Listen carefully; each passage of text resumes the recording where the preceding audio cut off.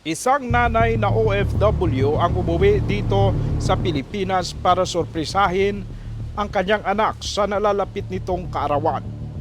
Ngunit isang malagim na trahedya ang sinapit nito sa kamay ng kanyang asawang vlogger. Ang biktima si Rosella Pacardo, which is isa ni ka OFW, and naman nga suspect is si Jeffrey Pacardo, which is iya man nga bana.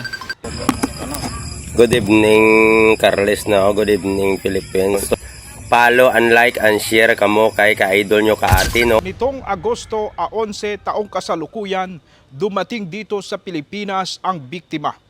Accordingly, isang August 11 ni siya nakapuli. Nitong Agosto 16, nagdesisyon ang pamilya at ang biktima na i-advance ang birthday party ng kanyang anak. So based on the investigation sang aton nga sa nga ginkandak sang Carles MPS, nagpuli ini ang aton nga victim kay para i-celebrate nila ang birthday sang ilang nga bata, advance birthday celebration. So ang aton nga suspect is kangkapon lang man ini nag-abot diri sa area sang gintabuan sang insidente. Noong araw na yon, habang abala ang pamilya at mga kaanak ng biktima sa paghahanda sa nasabing okasyon, ay nag-usap umano sa puno ng mangga ang mag-asawa. Ang natabo kaginasang aga, mga about mga 11 AM, nagstoryanay sila according sa ato nga mga witness, nagstoryanay sila dito sa dalom sang mangga. Tapos ang iba is while preparing para sa birthday celebration ganin sang ilang bata. Sa kanilang pag-uusap, na i-open daw ng kanyang misis ang pakikipaghiwalay sa mister. And accordingly sa ato nga witness,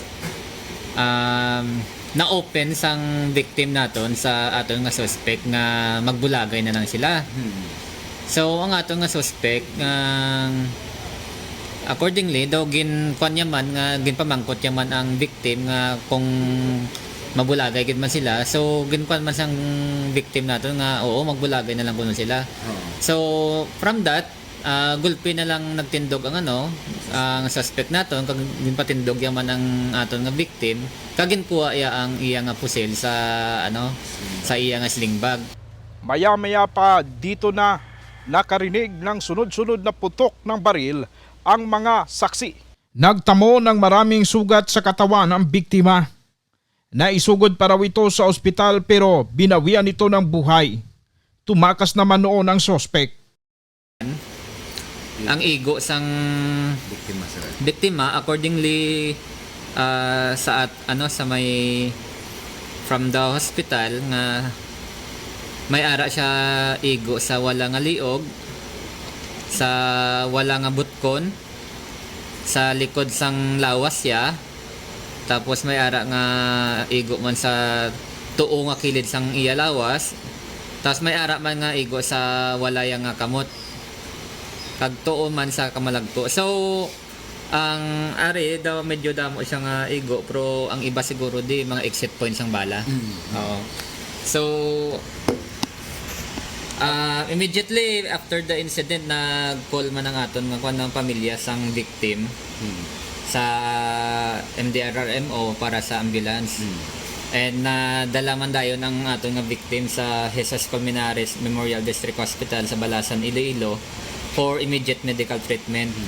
Pero she was declared dead on arrival by our attending physician at around mga 12 noon of August 16, 2026. Sa pinangyarihan ng insidente, na-recover ng mga kapulisan ang 5 basiyo ng .45 caliber. Ang na-recover naton sa area is 5 ka cartridge case from caliber .45. Matapos ang krimen ay agad na tumakas ang suspect pero matapos ang ilang araw ay sumuko ito sa mga kapulisan. Noong una, ayaw pa nitong magsalita tungkol sa insidente.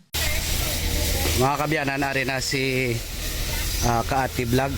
Wala lang gid madugay mag-abot. Sir, mayong hapon, sir. Sa tinta nakuha si Kaati Vlog o kung kilala nga si Jeffrey. Sir. Din sa nato nakuha. Sa San Rafael, sir. San Rafael. Sir Jeffrey, may hapon sir. Pwede ta ka gamay lang sir, abi sir. Pero kinagabihan ay nagsalita na rin ito tungkol sa insidente. Jeff, mayong gabi. Mayong gabi man, sir. Oo. Ti natabo na ang natabo kag ti ari ka naman di nga nag dulong sang imo personalidad para ihatag ang hostesya sa imo pamilya nga partner mo. Basi may mensahe ka sa bugos nga pamilya sang sawa mo, Jeff.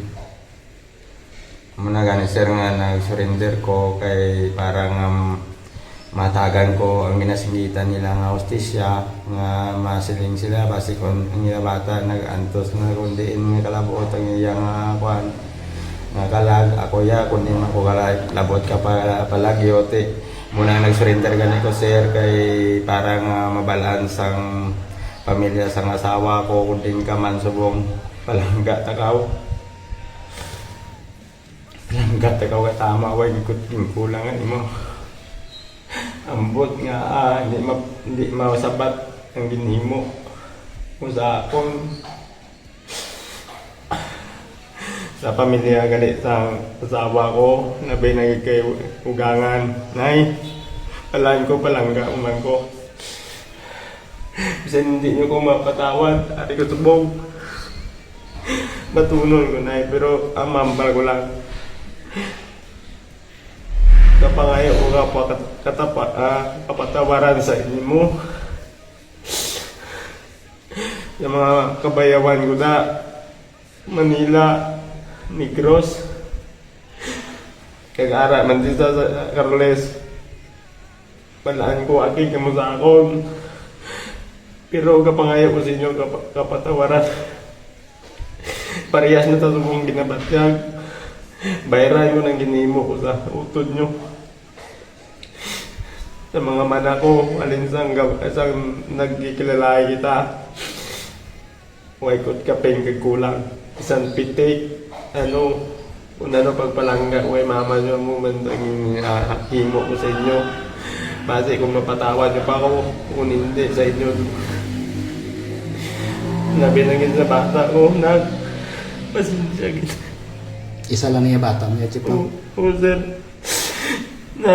Hindi ko lang makakita pero nahimo ko nito sa pagpalangga sa imo. Ginatag ka lang ni mama mo. Ayun. Basi, hindi ko pa mahimo ni. Kaya ikaw mo lang ginaya ko siya. Bisan magbulag sa ako niya, tagilang ka sa ako.